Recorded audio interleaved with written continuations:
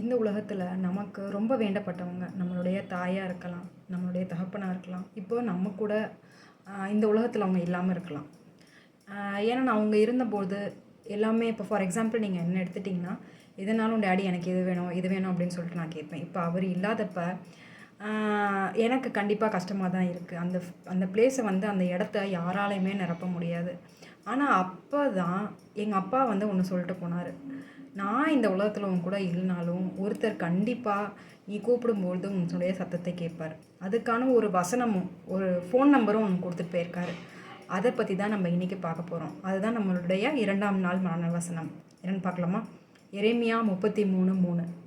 என்னை நோக்கி கூப்பிடு, அப்பொழுது நான் உனக்கு மறு உத்தரவு கொடுத்து நீ அறியாததும் உனக்கு எட்டாவதுமான பெரிய காரியங்களை உனக்கு அறிவிப்பேன்.